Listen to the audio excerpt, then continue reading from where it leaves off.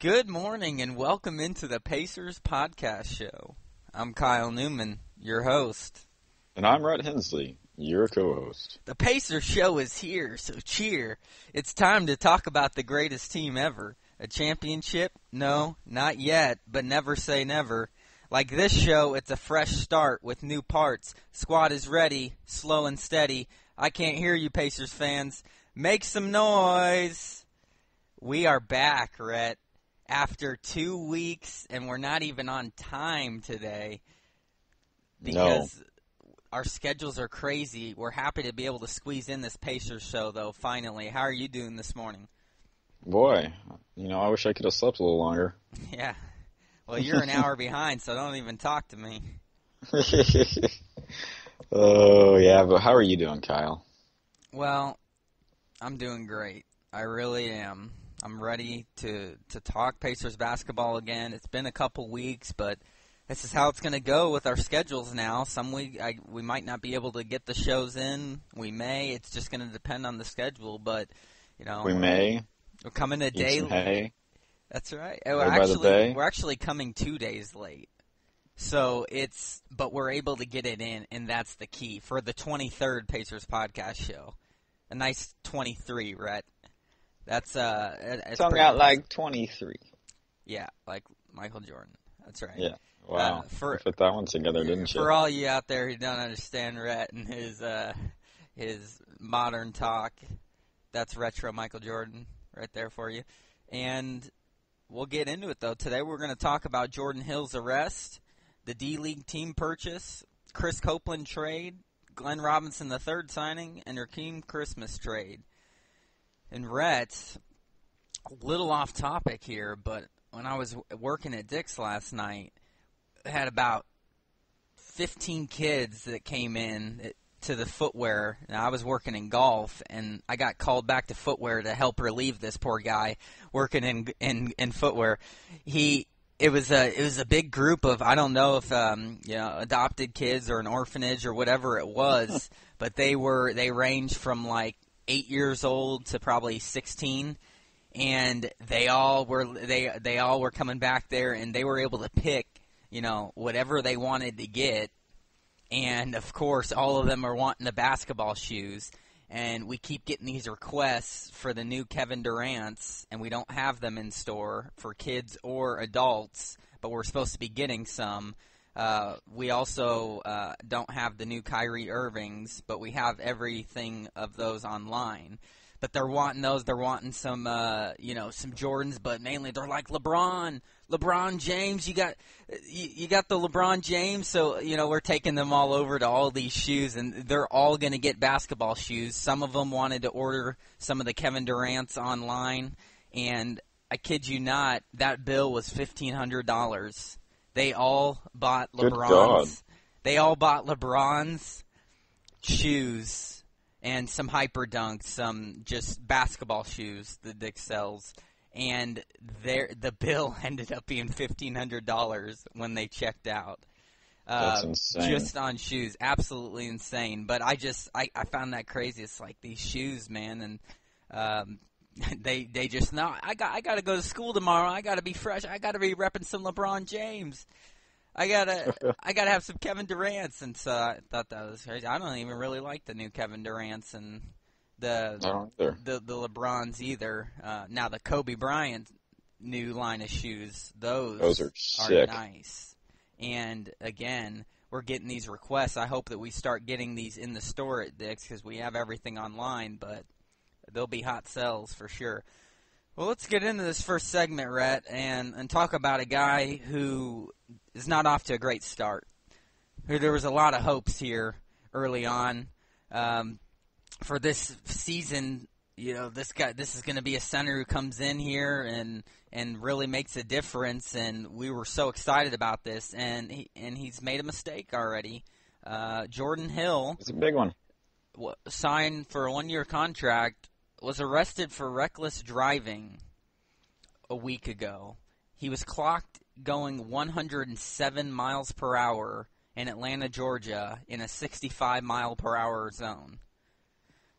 basically the police officer wrote that Jordan Hill explained that he was in a hurry. Pacers president Larry Bird said the team was aware of the charges and they did not condone what happened, adding that team officials would address the matter with Hill. Again, the 1-year, $4 million contract that he signed with Indiana on July 14th averaged 12 points and 8 rebounds last year for the Lakers. We're expecting more of that from him here in Indiana. Rhett, unfortunate here. It is, expected big things, and then he had to go out and do something stupid like that. Yeah. So, exactly. Hopefully he can redeem himself in the regular season. Yeah, I agree. He seems like a genuinely good guy, and you saw that he explained that to media he apologized for this matter, made a public appearance about it, and I think that's what it was. Who knows? There's no excuse for going that fast in a 65-mile-per-hour speed zone. That's for sure. Even you don't go that fast, and you speed like crazy. This man deserves a ticket. All right, again, because he gets away. He gets away with speeding like crazy. But I never speed. I think that's what the situation was. I don't know if he was on drugs or under the influence of alcohol or anything. There hasn't been anything to my knowledge of that coming out in a report. But what it is he made a mistake, and there could have been a lot worse mistakes made. Within this organization from a player. Speeding is not necessarily the worst one. So, though it's not a great start, he made a mistake, and let's hope he can bounce back from it, and this is not a track record that's about to begin. That could be the worst thing. And, Rhett, let me ask you, do you think there'll be discipline on him? Probably not. From the Pacers organization? Probably not. If anything, he might just get a fine, but he's not going to be suspended probably any. What do you think? Do you think that he should? I don't think he should. If you want to suspend him through some preseason games, but He was on preseason games. But yeah, no kidding. But I don't think he's going to get suspended through any regular season games. It's not like he was doing drugs or anything like that. He was reckless driving, but I don't know if I've ever seen anybody get disciplined for that, NBA or NFL. So, I just don't really see it happening. Yeah, the only time I think you really see a discipline for that is if they're under the influence, and so far there isn't anything to my knowledge of that. There is a video of him. No, he does look like a thug, that's for sure. Well, in that video. Yeah, he definitely, he had his shirt off, and he was really basically told that if you watch the clip, the police officer is like, "What's your story, man? Just driving like an idiot?" And Hill get away with it. And Hill pretty much mutters an excuse. It didn't sway the officer. Put him in cuffs. It's unfortunate, but he looked fine. He looked like someone who got busted for speeding, and clearly, I don't know what he was in a hurry for at that point. And during the day, nonetheless, this didn't happen at night or something where you think, this was clear during the day and all. That's just not smart at all. Yeah, no kidding.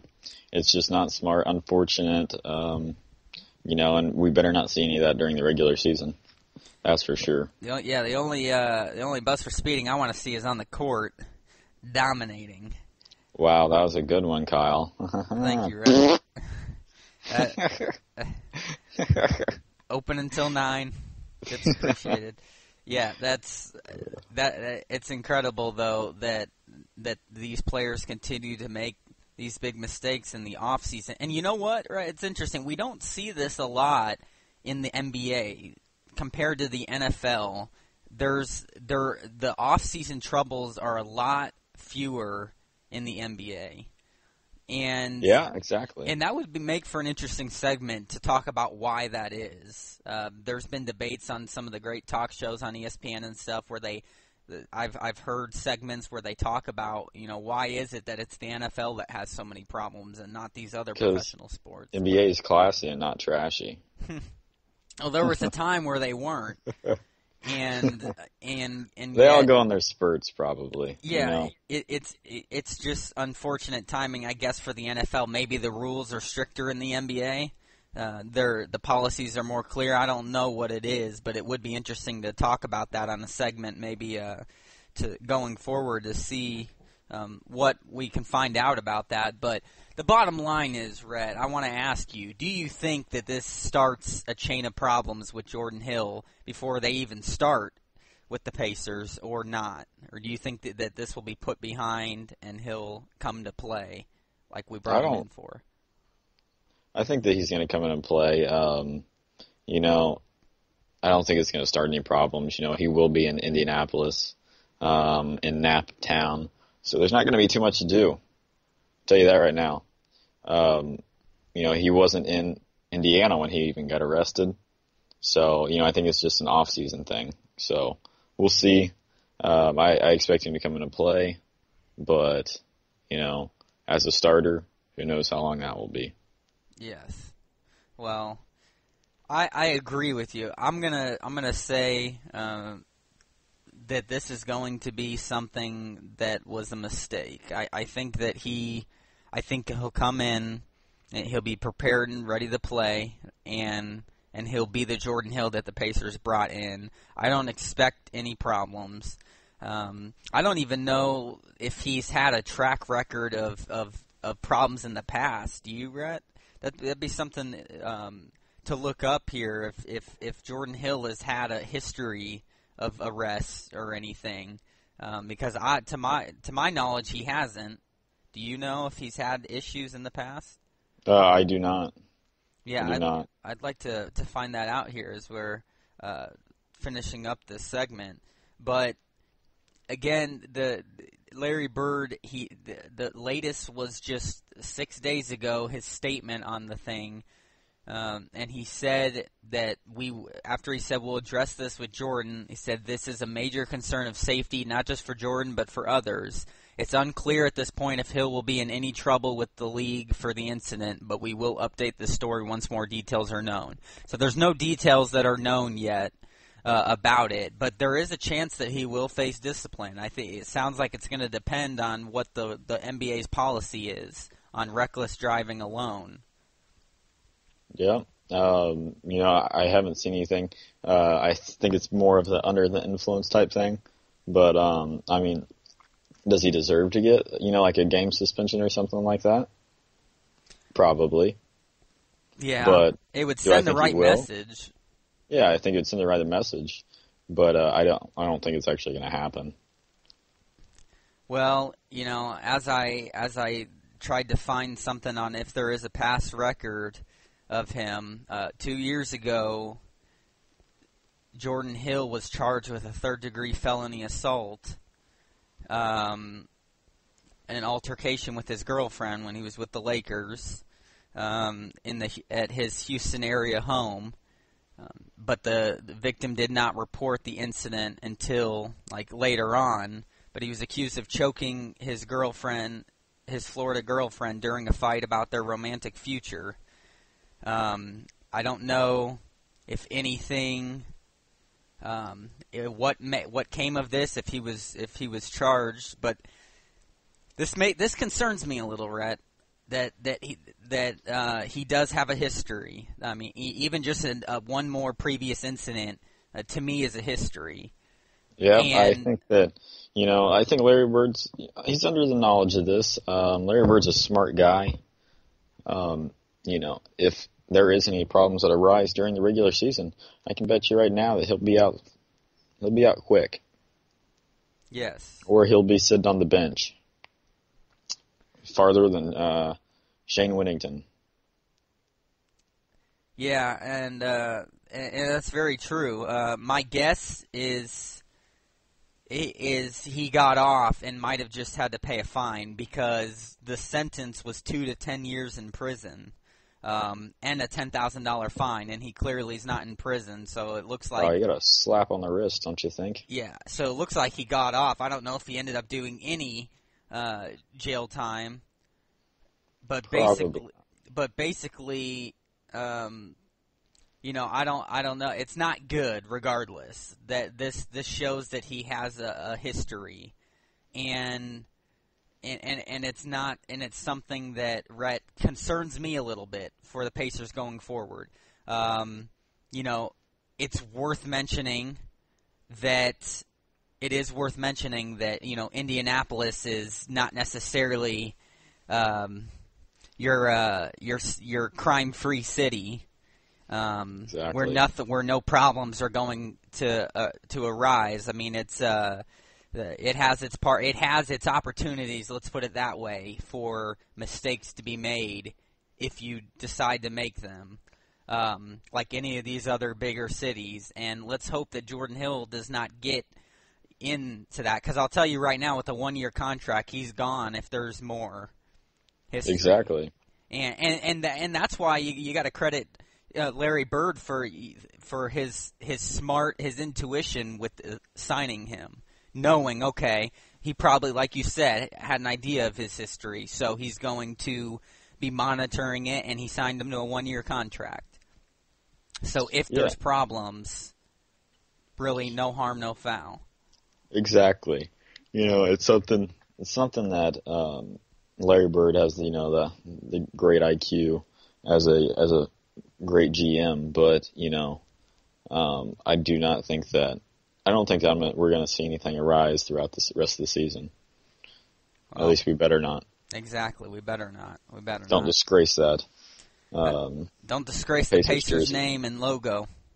Don't do it. Don't do it. We've got a clean reputation. We're 10 years past that era of the thug label in Indianapolis.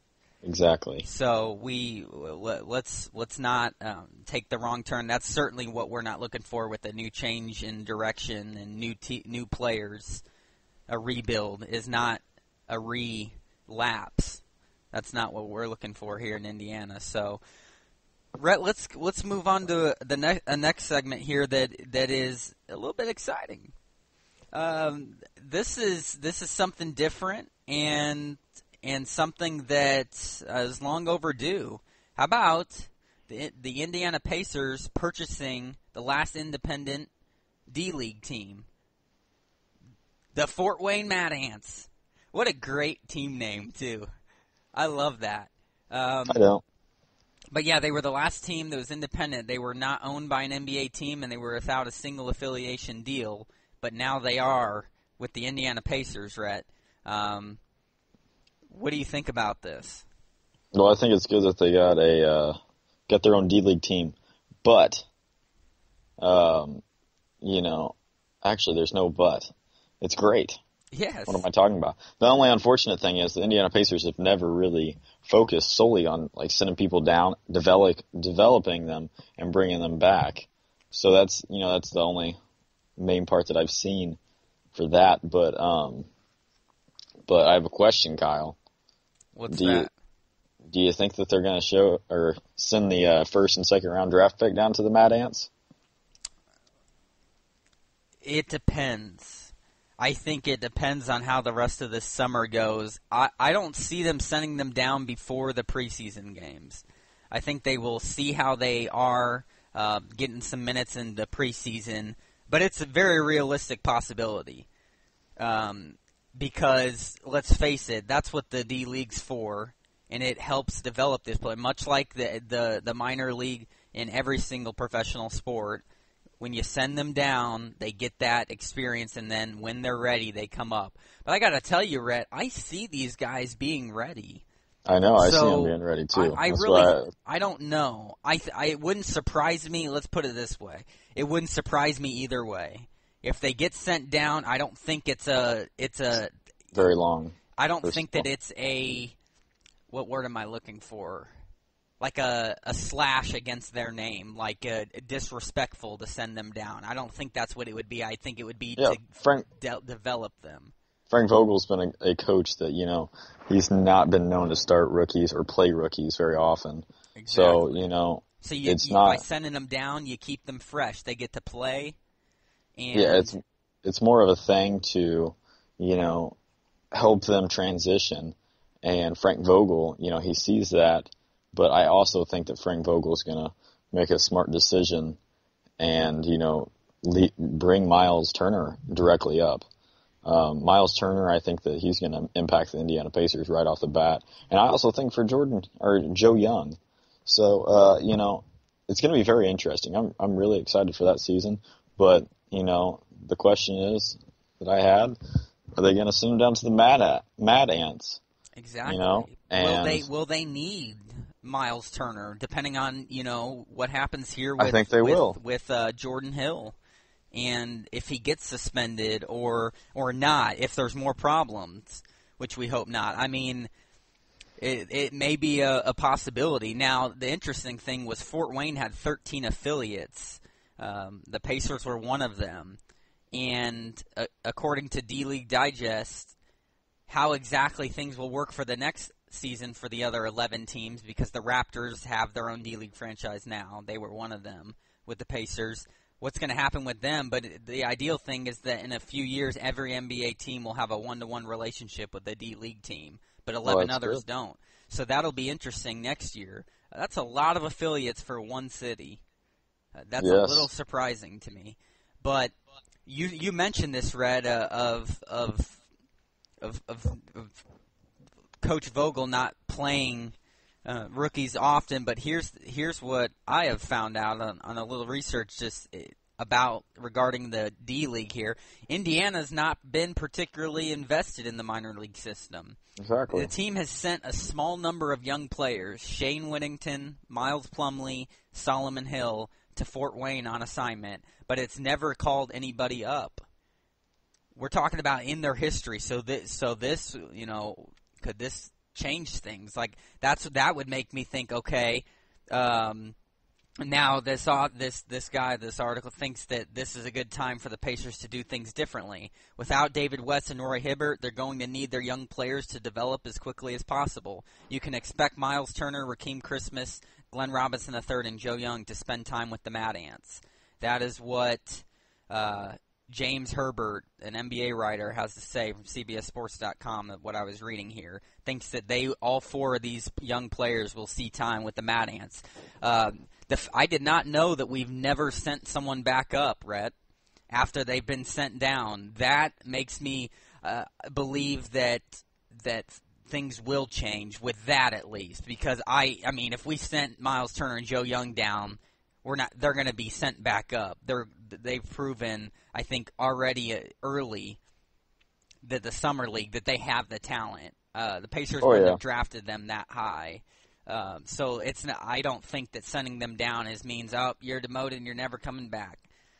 I think that would change with history. I think part of the problem for that historical track record is because everyone we've sent down was garbage. Miles Turner definitely deserved it. He deserved to come back, but Solomon Hill, disappointment all around for him. Yes. So Yes. So I can understand why that was the case in the past, because Pacers didn't have the good young players. Because they historically, in the last 15 years, have been drafting poor in the first round. So, yes, this is something that I will love to see how it plays out with the Ants, Rhett. But do you think that they will get sent down then?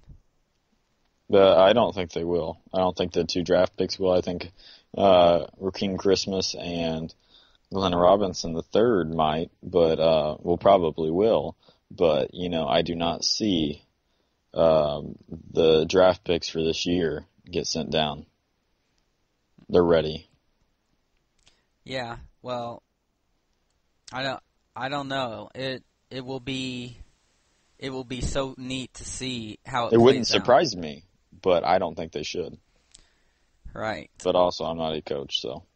Yeah, I'm the same way. It won't surprise me if they do. I'm leaning toward the fact they probably will get sent down, but I do believe those two players would be sent up pretty quickly because See, I think they'll make noise, and I think the I Packers don't, will need them for the I depth. don't see a 10 pick in the NBA draft get sent down to the D League. That's just not actually 11th pick. Get sent down to the D League. So, I just don't see that happening. Right. I Now, think like that a it second would. round, probably, Yeah. that could have better chance. But, they know that they got a steal in the NBA draft. So, the They guy They is do. just a killer. Yeah, So, and that's why I see them waiting till the preseason games. They've got to see how they are in NBA action because if they and even in practice goes a long way. If they feel that they are not NBA ready yet, then I think that they will spend some time with the D League, and that's what I was saying. Where I don't think it's not a knock. That's the word I was looking for. It's not a knock against these players if they get sent down. It's for their best interests to develop more and get stronger, get bigger, faster, whatever it is the Pacers need from them, and then they come back up. And that's why I think it may happen, but it'll depend on the depth situation and what happens. I mean, specifically at that point guard position, the Pacers are going to need Joe Young, a true point guard, where they have no depth there as of now. George Hill, but it's not even a true point guard, as we know. And Miles Turner is a big man. We just mentioned, the trouble here with Jordan Hill, and even if it ends up being nothing, whatever, who knows if this is just a bad start for him, and maybe he doesn't produce like we're expecting him to. And you got to have depth at that center position. And right now, is it going to be Jan Mahimi? no. I don't think so. He didn't show us any in the inclination last year that it should be him. But I do think that Miles Turner, I think that they're the real deal, but I also wouldn't be surprised by them being sent down, and I think that they would be back up fairly quickly. It would be, for a little bit if they had to do it, if they felt it was the best decision for these players to get some playing time and let the Pacers get underway, and then when they need them, they'll come back up, or when they see enough progress. With young guys, that happens, and so the Mad Ants may be a destination for them for a little while. But I agree. I think these other two, which we're about to get into talking about, Rakeem Christmas and Glen Robinson III, I see them being sent down to the Mad Ants for sure. Exactly. And that will be good for them. I think they're both talented enough where they'll see their way back to the Pacers for sure, but I think that they have a lot more improvement than the other two draft picks do. Exactly. To make this roster. The other thing I like is the positioning that those two players bring to the Pacers. That adds more depth at the right spot, Rhett, and that is key. I love that the Pacers are bringing in players for the right positioning. Yes. And that's really key. They bring in two power forwards, and that's solid. So that's what Indiana needs, Red. And when we're talking about off-season news here, that's kind of how we're gonna conclude the show. Is let's talk about these couple guys and first of all, a guy that we got rid of. Let's talk about Chris Copeland here. We didn't know what was happening with him. The last I had heard, the man's in the hospital because of that incident, the stabbing incident in New York, and then in the whole offseason, Rhett, we pretty much hadn't heard anything about him. No update or anything. Exactly. And then out of the blue, he gets traded. He gets signed. He gets signed by the Milwaukee Bucks, and that added front court depth for them, and maybe got a headache off of our hands. But yes, the Milwaukee Bucks signed Chris Copeland. The last 2 years, with us, he averaged 6 points and 2 rebounds in 50 games. He played the last 2 years in Indiana. Last year, he averaged 6 points and 2 rebounds in 50 games with us. What do you think about this to get rid of Chris Copeland? Well, I think it was pretty good because, the Indiana Pacers definitely weren't going to utilize him, so might as well get him off the bench. I think that his style of play is, he needs more touches than, just like one shot a game to actually do something. So, I think he's going to play pretty decent in Milwaukee if he recovered from a stabbing. Yeah, and he did. Apparently, the Bucks personnel says that he has recovered from that incident. Here's the thing. I thought he was a solid player. I think that was a bad start, the decision he made, and who knows if he'll play the same now, even if he's recovered. But I thought that was a bad sign. He hadn't been playing a lot for Indiana, and then that happened, and then he was done, and so I think it was the right decision. Freed up a little bit of money. I think that it needed to happen. Let's face it, Chris Copeland was not going to get and be what we were hoping he was here. He was just not being played that way. I don't think he played enough because I think we know what he can do from behind the arc. He's not a great defensive player. I think that had a lot to do with it, that he's pretty slow.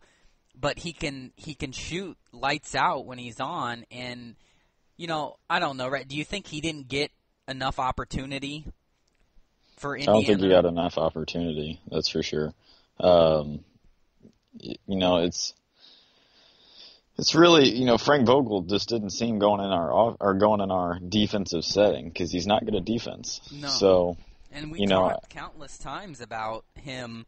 And his defense, and Vogel, play him or bring him off the bench and let him come in and do what he did for New York 3 years ago and drain threes and kill teams because of that. And we just didn't see that a lot, Rhett. We didn't see it enough. And yeah. I guess you just look at the situation and it just wasn't meant to be. He didn't pan out with us. He didn't fit what Vogel and Bird were looking for here in Indiana. And then it was time for him to go. Again, who knows what he's going to look like in Milwaukee after those injuries? He might not be the same. Getting stabbed in the elbow and abdomen. That's a pretty key. Those are pretty key areas to a nice jump shot. To be in rhythm. So who knows what'll happen? But the bottom line is he's out of Indiana and one less player off the bench for depth. But then not really because the Pacers bring in players. To kind of fill the role, and one of them, now they aren't known for three-point shooting. That's okay, though. The Pacers have plenty of that. But they signed Glen Robinson III to a 3-year deal, Rhett. I don't have any numbers. Do you have any numbers on what that contract was worth? Glen Robinson III? Yes, I've got 3 years. See if you can find how much it was worth. But basically, he was signed to a 3-year deal. Glen Robinson III couldn't. He said on Twitter after he announced that he'd be playing for Indiana, said he couldn't be more excited to play at home. This man went to Michigan, and I saw him a lot at Michigan, and he looked promising, like his pops. I don't think he'll be as good as his pops, but he has a lot of talent, Rhett, and I think that with time, that'll show. He played last season in 35 games. He averaged only about 7.5 minutes a game, scored 2 points and 1 rebound per game. Probably something you'd expect in only 7 minutes, but he's 21 years old. He was the 40th pick in the 2014 NBA draft by the Timberwolves. They waived him this past year in March here, and then he became an unrestricted free agent after the Sixers claimed Robinson on waivers, declined to make him an offer, and so the Pacers did. Basically, I think he has enough talent. He's slow at times. That's the one thing that concerns me about Glen Robinson III, as I saw him play a lot at Michigan. He's a little slow. He's a little sluggish, but he's strong and he's very exceptional around the basket and a good defender, and he can rebound the ball. And I think that's what the Pacers will eventually see, even if it's a lot of time being spent at the Mad Ants this year with the Mad Ants. But he said on Twitter, he can't wait to continue my journey in the NBA with the Indiana Pacers. Couldn't be more excited to play at home where he's from, which is also great, Rhett, that you got a hometown kid coming back. All right. I'm going to give you the contract. You ready? Yes.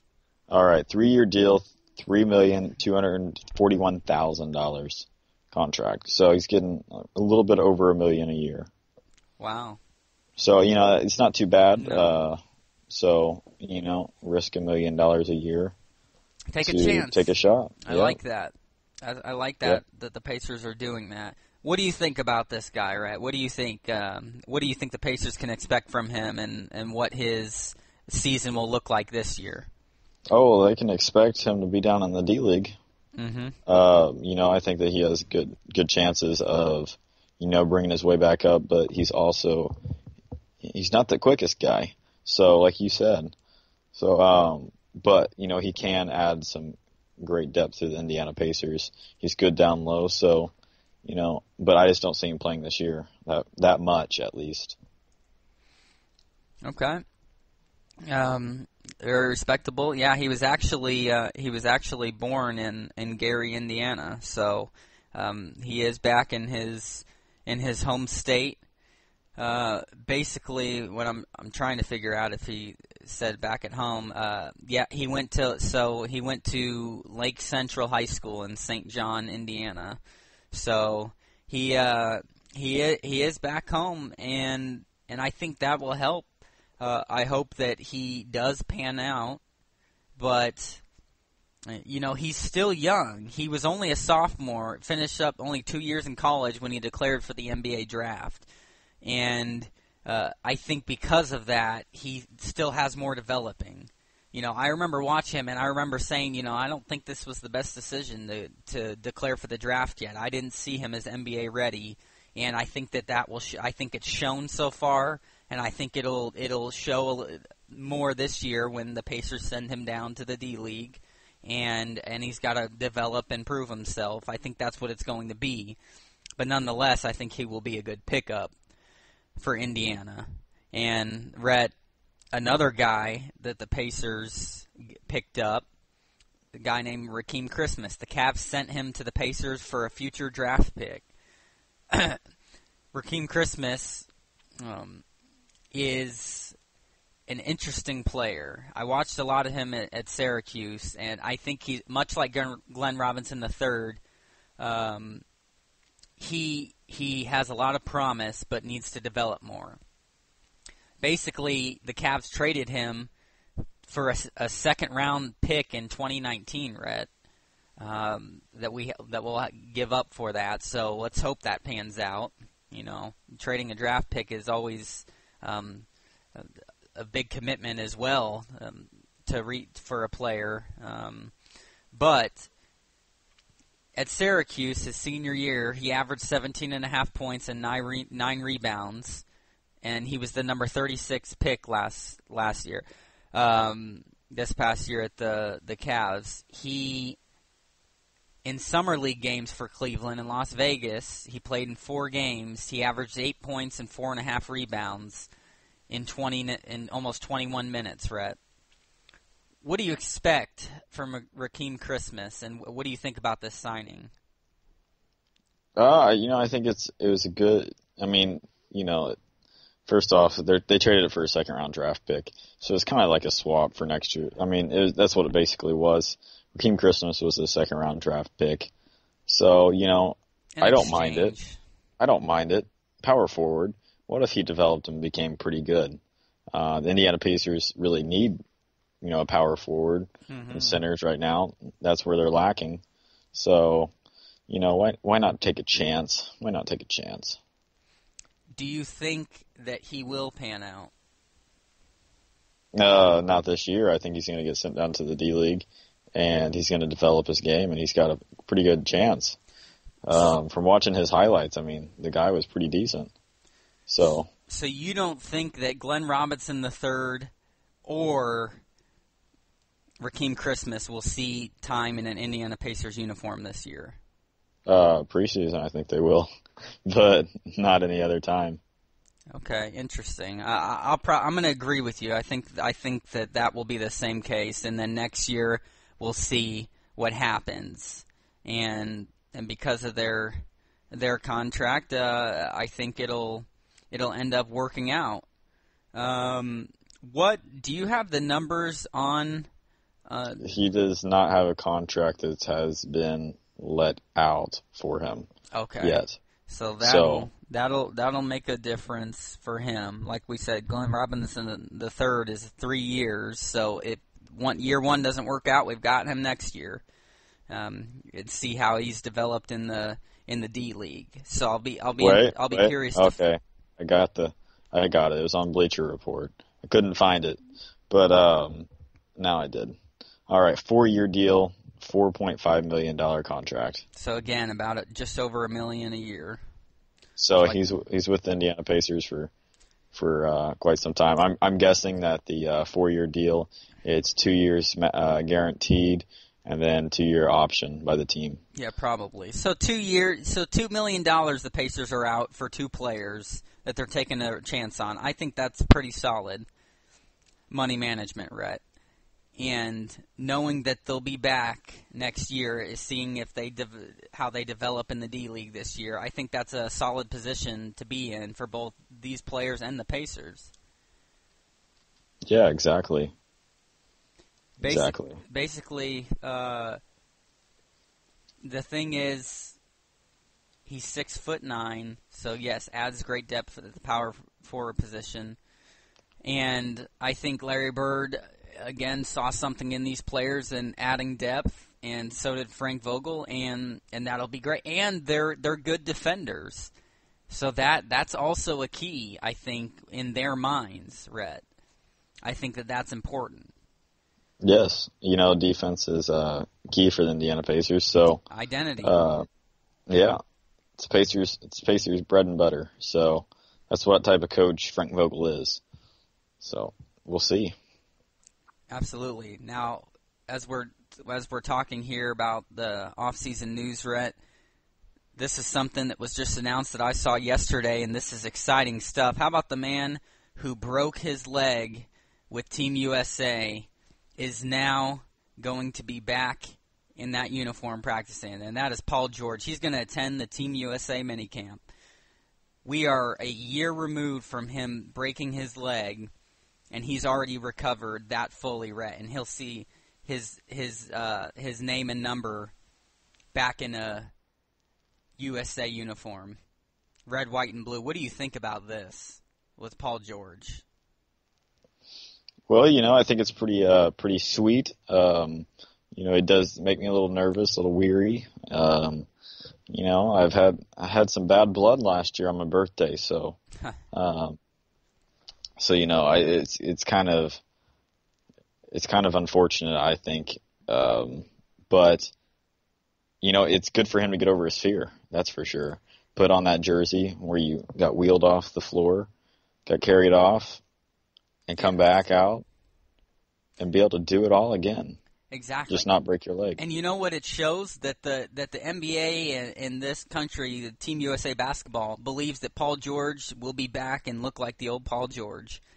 That they know that he is a star in this league and very close to becoming a superstar again, Rhett. Yes. That to me stands out, and I love that. Now here's the thing. Obviously, there's nothing this year for Team USA. This minicamp is it's an event. It's a gathering, like a practice for these players who have an interest in playing in the 2016 Rio Olympics next year, and it's pretty clear that they all do. And Paul George, boy, would I love to see him next year playing for Team USA after everything that's gone down, and him making a contribution to proving to the world that Paul George is back. Now, Paul George. Yeah. Go ahead, Rhett. Oh, no, go ahead. I thought you were finished with that. No, I was just going to say that Paul George is still recovering from his injury, is not participating in any court activities yet. But because the attendance is basically mandatory if you're interested in playing in these Olympics, it's pretty much imperative that George is at the minicamp if they want to play in next year's Olympics. So who knows? Because there's talks that LeBron James has previous commitments and will have to leave before the camp ends. I don't know if Paul George will as well. But regardless, them being there shows that they're ready to play for this country next year. Rhett, what were you going to say? I was just going to move on to the next bit of the news. Okay. The Indiana Pacers are planning to sign Tony Douglas. Tony Douglas averaged with the New Orleans Pelicans 4.3 points, 2 assists, 1.8 rebounds in 14.8 minutes per game last season. And funny enough, against the Indiana Pacers, he scored 14 points and had 7 rebounds. So, what do you think about this, Kyle? Yeah, I think this is great. Another move that the Pacers, they still have money. And Tony Douglas only played in 12 games for the New Orleans Pelicans. So, he didn't have too much room to play. I think it's a steal. I really do. This is a signing that I think, again, the Pacers get another young player, Rhett. And now, from this signing right here, I'm going to cut you off, Kyle. Go ahead. From this signing right here, it's basically, in my mind saying they don't have any trust in Joe Young to come in as that backup point guard this season. Right. Maybe it is. I don't know. Tony Douglas was an interesting player. I remember watching him in college at Florida State, and he's a good player, and he is a true point guard, and that's key. But basically, the Pacers, the interesting situation is he was cleared off waivers, and the Pacers in this situation have an advantage by signing him rather than claiming him. If it's a 1-year minimum contract, the NBA will pay a portion of it. But that wouldn't have happened if the Pacers claimed him because he was on a 2-year deal, even though that was for the minimum. And Indiana can negotiate a new guarantee date rather than August 1st, and that's important.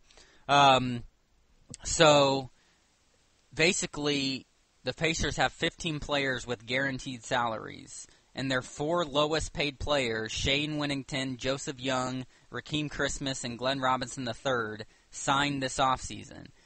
So it's hard to see Indiana making room, Rhett, for Douglas on this roster, because I think that Joe Young has more promise than Tony Douglas. Exactly. So I don't know. But, hey, George Hill, Monte Ellis, Rodney Stuckey, Joseph Young, they can all play point guard. Thing is, Joe Young is truly the only true point guard. George Hill is showing that he can be, and that's what he's going to have to be for us again this year. But Joe Young is the only other one, really, that can. I mean, Tony Douglas can play it, but I just don't think as well as Joe Young. But Douglas could provide depth, Rhett, because a lot of those players we just mentioned are going to see their minutes on the wing at the 2 spot. But they think that he may not get a chance from what I'm reading, at least this year, because of it.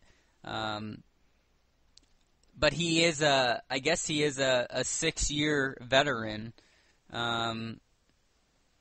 But the Pacers will have their eyes on him if they need the depth. What do you think happens, Rhett, with Tony Douglas?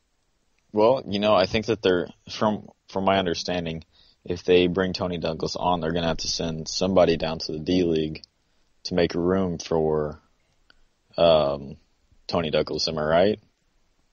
Yes. Because you can only have a minimum. You can only have 15 players on the team. That's right.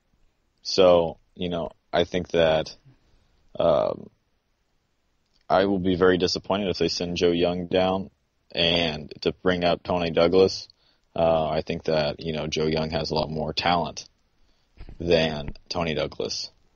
But, it'll be interesting because I don't even really know what's going to happen. It's kind of hard to predict for me. So. Yeah, I don't either. I really don't. But basically, he finished.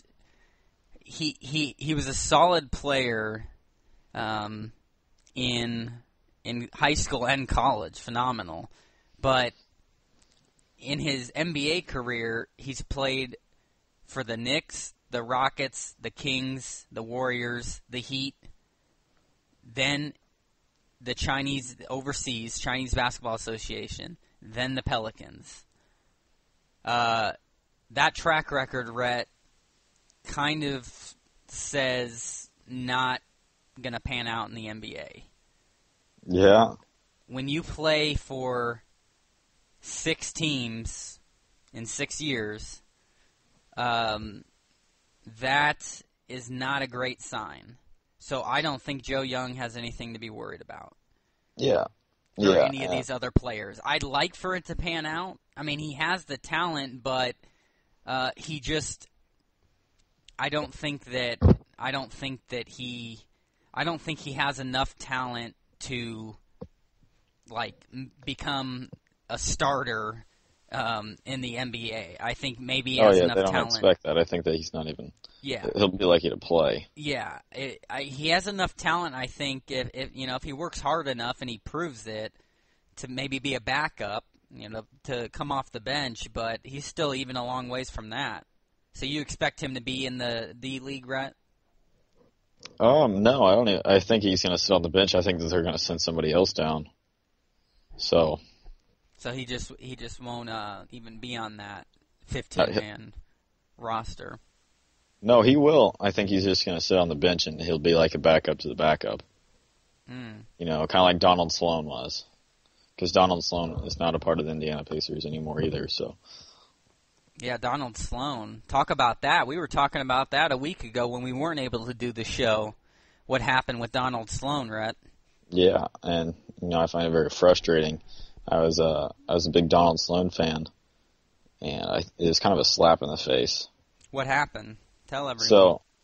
So Donald Sloan and Roy Hibbert, came out and said that they want to play for somebody that's actually played in the NBA. Well, newsflash, Roy Hibbert and Donald Sloan, you're going to suck either way. Yeah. Roy Hibbert, you've practiced what, Hakeem Olajuwon? Yeah. Is that? Yeah. Hakeem the Dream. No, yeah. So, if he can't help you, nobody can help you. You're trash. So, I think it's disrespectful. It was very disrespectful to Frank Vogel. Donald Sloan, you were decent. You were decent. You had a little promise. But, you want to come out and say that and disrespect Frank Vogel, you can go ahead and get off the team. I don't want you. Yeah. Don't even have any respect for you now. Yeah, no kidding. So what did the Pacers did he sign with another team? I don't think he's signed with the team yet. So he's just not coming. His contract was up, and that was it? Yep. Yes, that's what I believe so. The Chicago Bulls are rumored maybe as a free agent target, but so he basically said he doesn't want to. In other words, yeah, Rhett's right. Slap in the face. He doesn't want to be re-signed by Indiana. Oh, if he didn't have any other choice, I bet he would. The dude needs some money. Yeah. What was he getting, the league minimum? Exactly. So come back and explain that to Frank Vogel. Well, guess what? I could care less if you run out of money. So you can go overseas. Yeah, basically,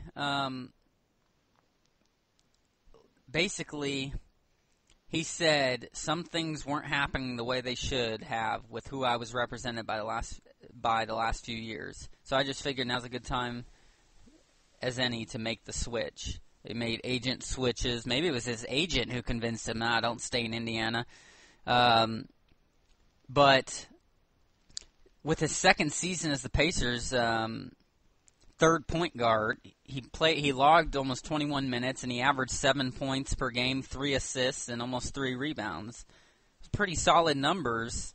And he, for being that far of a backup, and I thought he did have promise, right? Just like you did. I mean, he showed it.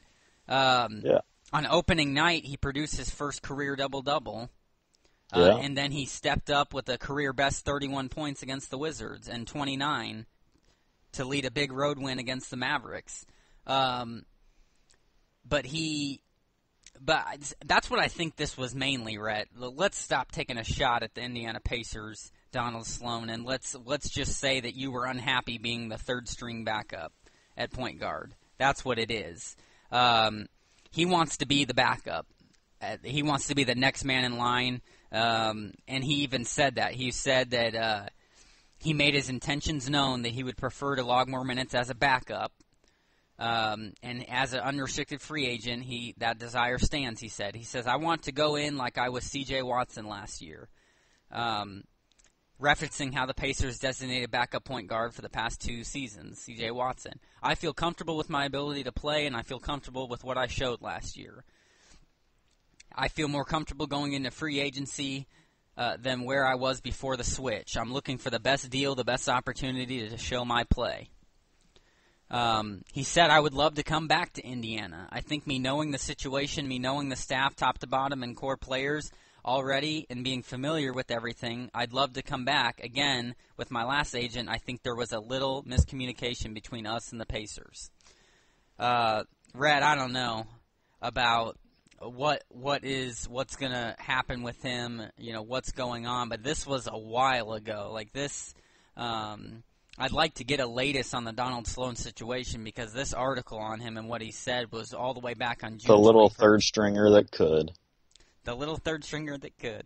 Yeah, I the latest, and when you said that the Bulls were interested in him, that was even on July 9th. That was a month ago, so I don't know what's happened with Donald Sloan.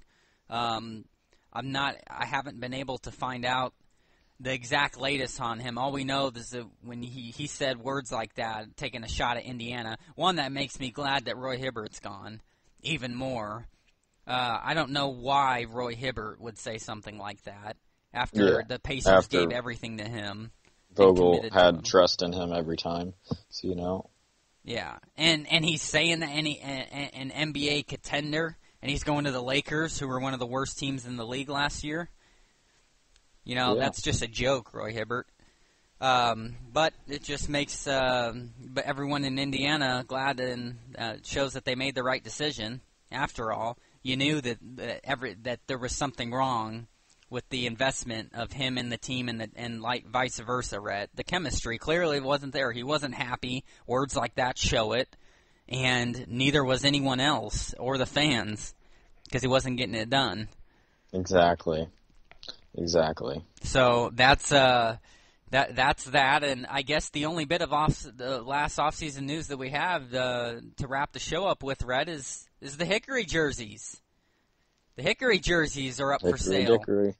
And guess what? You want some. I want one. I'm because gonna they get look one. awesome. Yes. I'm definitely going to have to get one of those. And I will be purchasing it in the next couple weeks. He's not kidding, folks. It's like him with his Apple technology, the next best thing, absolutely ridiculous. But he will go and get something like this for sure, and I don't blame him. You know what the Pacers need to do is they need to have a maroon out of these Hickory jerseys. How sweet would that be? That would be great. We've talked about it before. The Pacers need to go in a different direction with their marketing and promotions at the games. Yeah, no, the gold out is pretty sweet. But how about a gold and blue out? Exactly. Come on, people. Let's switch it up. How about a Hickory out? How about a gold and maroon out? Okay. Come on, sign us for your marketing team. These jerseys are awesome. These shirts are awesome. Adidas jerseys here. Hickory basketball on the front with the state of Indiana right in the middle and the Pacers logo in the middle of the state. Beautiful, Rhett. Mm-hmm. I absolutely love them. They're going to be wearing them in select home games.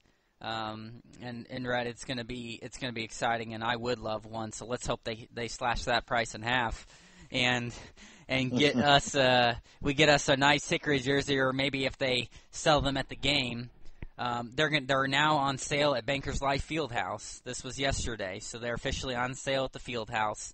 I'm seeing them online for as little as $14.99 to $25. So. Who knows? You'll be able to find them, get that right price, and represent the Hickory jerseys for the movie Hoosiers.